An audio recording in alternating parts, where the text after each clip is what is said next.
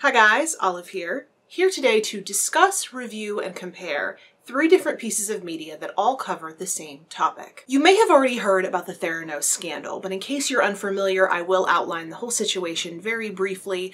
Theranos was a startup blood testing company founded by 19-year-old Stanford dropout Elizabeth Holmes, who made some pretty larger-than-life claims about her company and its main product. In fact, Holmes raised billions of dollars to develop a portable blood testing machine that would be capable of running a whole suite of tests using only 1 or 2 drops of blood drawn from your finger instead of your arm. Elizabeth idolized Apple innovator Steve Jobs and promoted comparisons of herself to him. She dressed like him, she started using an affected voice, lowering it a few registers to sound more masculine in a very male-dominated industry. And while it seems in retrospect that this behavior could be perceived as transparent and try-hard, her forcefulness and self-confidence actually won a lot of people over. She got a lot of funding and a lot of support from very powerful people. While Elizabeth was enjoying a lot of front-facing success, behind the scenes, the device that Theranos was developing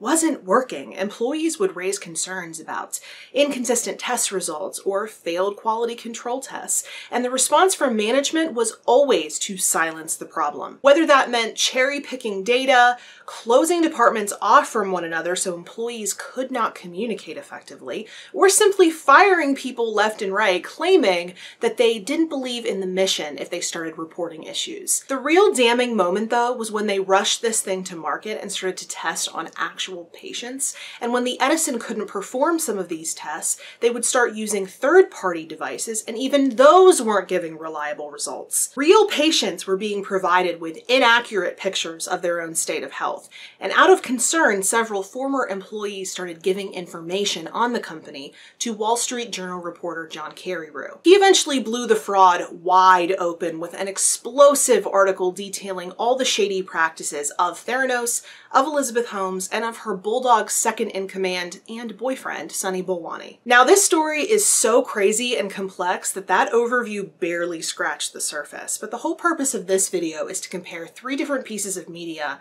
that are out there right now, ready for you to consume, that all cover this topic. The first is the ABC News 6-part podcast called The Dropout. The second is the HBO documentary titled The Inventor. And third is John Carreyrou's book, Bad Blood: Secrets and Lies in a Silicon Valley Startup. I'm going to talk about what each did well versus what they did poorly. I'm going to examine what part of the story they each chose to focus on, and hopefully I'm going to give you an idea of where to start with the Theranos story if you're just diving into this mess. We will start with the flashiest of the 3, the HBO documentary. It is called The Inventor because they're trying to make a direct comparison of Elizabeth Holmes to the famous inventor Thomas Edison, who talked up his light bulb's capabilities before it was actually working. And this wasn't an out-of-nowhere comparison. Elizabeth regularly cited Thomas Edison's famous quote, "I have not failed. I've just found 10,000 ways that won't work." She even named her faulty blood testing device the Edison before renaming it the Mini Lab after all hell started to break loose. The first half of the documentary uses this comparison as a stylistic choice.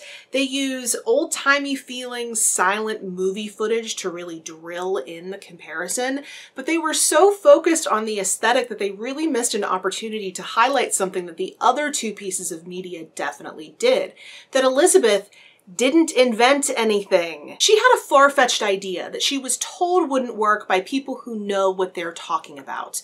But instead of taking their advice to heart, she took that as some sort of personal goal to achieve the unachievable, like some sort of cheesy motivational poster. She spoke about her technology like a freshman chemistry student because she wasn't some savant. She was a college dropout who happened to be well-spoken and also cutthroat. Any comparison to Edison, who actually did invent things despite how deceptive he was during the process, is just not it. Beyond this, the documentary chose to focus on who Elizabeth surrounded herself with. Her board was made up of some very powerful men, all men, with government or military backgrounds. Surprisingly enough, the other 2 pieces of media didn't focus all that much on this element, and I think it's a really important puzzle piece to this whole situation.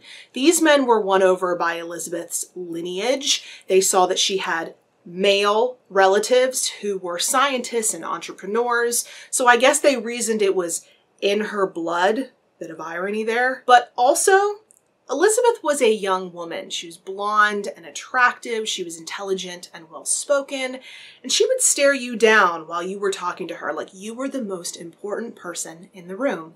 And I think these men responded to that. Their support lent her so much legitimacy, and she was well aware of that. She regularly lied to them to keep them happy. And that leads me into what I liked most about the documentary, and that was the inclusion of the psychologist and behavioral economist Dan Ariely, who spoke on Elizabeth's motivations. Because I think at the heart of this, we all want to know why Elizabeth did this. Was it all about greed? Was it hubris? In the documentary, Ariely talks about a dice roll experiment, which I won't go into too much detail here. You can watch the documentary if you want to hear him talk about it.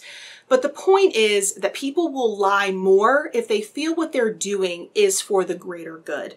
And then if you strap them up to a lie detector to see whether or not they're actually lying about that thing, that morally gray behavior, they will pass with flying colors, because if they believe that what they're doing is right, then there's no internal conflict, which is what the lie detector tries to test for. It's my impression that Elizabeth thought her lies were morally justified because she was pushing toward an invention that would change people's lives. She really thought her company was going to change the world. I think she started lying to push the process along, but then got so wrapped up in the lies that she started to lose connection to reality. The last part of the 6-episode podcast, The Dropout, takes a stab at deciphering Elizabeth Holmes's motivations as well, but their approach is more plucking people from Elizabeth's past to try to figure out who she is as a person. What I deduced from their presentation of the facts was that they wanted us to see Elizabeth as an intensely dedicated individual, unwilling to give up. And while they did have people in earlier episodes, such as different lawyers and John Carreyrou himself, who painted Elizabeth as a liar and a bully, one of them called her another Bernie Madoff, I think from the tone of the podcast as a whole, they really wanted us to see the humanity of everyone involved in the whole crazy situation. It's an interesting strategy, but I really do feel like they failed to capitalize on some of their own investigative work. Of the 3 different pieces of media, the podcast, in my opinion, does the best job at chronicling Elizabeth Holmes's early life and giving a feeling of what her upbringing was like. And I think this is important because Elizabeth would regularly brag about her parents, saying that they never told her she couldn't do something. And I know this is blasphemy in the United States, but I think it's really, really important to demonstrate to children that there are limits. Certainly give them confidence and support them, but this whole blanket you can achieve anything attitude, I think, results in the Elizabeths of the world, who are big-headed enough to think that they can just get a concept of a medical device and be able to bring it to life without any expertise because they're just that special, because mommy and daddy told them so. So the podcast, while being very thorough, lacked this big picture, which I do feel like all 3 pieces of media definitely did. But I will say that of the 3, John Carreyrou's book, Bad Blood, is the most detailed by far. The Inventor and The Dropout both had space and time limitations that John Carreyrou just didn't have with his book. So he was able to get into the nitty-gritty details, including all the science behind the device, which I think the other 2 dropped to make it a little bit more palatable, but as a science geek, I gobbled it up. By sacrificing the science for the human element, both the podcast and the documentary miss a really critical part of this whole story. And that is, blood drawn from your finger is a whole lot less reliable than blood drawn from your arm. Did you know that? Because I sure didn't. It is less reliable for testing, which just further proves my point of Elizabeth trying to bring to life something that is actually impossible. That's not people being naysayers. That's not people trying to slide into the DMs of your trade secrets. It's just actually impossible. And with Carreyrou's personal involvement in this case, there is no better person to tell this story. But also, there's no worse person to tell this story. His presence in the story makes his objectivity about as reliable as the Edison, meaning not very. Carreyrou has to spend the last third of this book attempting to rip out his personal experience from the story.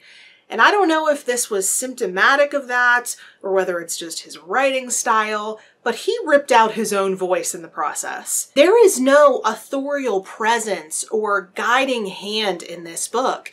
It is a well-organized fact dump. Hugely interesting, but not altogether trustworthy and very dryly presented. It's almost as though he made the choice to present all these facts robotically, trying to really build his case as though he's still afraid of being sued. So now that we've discussed the positives and the negatives of these three pieces of media, let's talk about which one of these is worth your time. This being a booktube channel, I know you would expect me to say that the book is best, but in this case, there isn't one clear winner. Not one of these accounts covered the story in a perfect way. The most compelling, which I found to be the podcast, doesn't provide nearly as much detail as the book does, but the book doesn't provide the objectivity or distance from the story that the other two do. Now, I do have to mention that Carrie Rue appears in both the podcast and the documentary, but in both of those, he's just another voice chiming in, giving his side of the story since he was involved in it. His voice doesn't dominate the way it does in the book. I think if you want a good starting point with the Theranos story, you should listen to the podcast. It gives a good overview of the story and you will hear from all the relevant actors. If you find yourself still invested after you've finished the podcast, then I'd say move on to the book. It'll give you all those juicy details that you might have been craving from that broad in scope podcast. And then if you still can't get enough after having finished the book,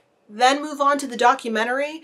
But honestly, I would argue that you can skip it. The style dominates the substance in the first half of the documentary, but then they completely abandon that stylistic concept in the second half when it comes to really digging into the story. It is the weakest of the three, in my opinion. But I want to hear from you. Have you read the book? Have you listened to the podcast or watched the documentary? If so, what did you think of them? If you've seen all three, which did you think did it best? And as a bonus question, I want to hear from you what you think Elizabeth Holmes's motivation really was. I obviously have my own opinions on that, as you probably could tell by watching this video, but I really want to hear what everyone else thinks about this. Thank you so much for watching. I hope you're having a wonderful day, and I will see you in the next video. Bye.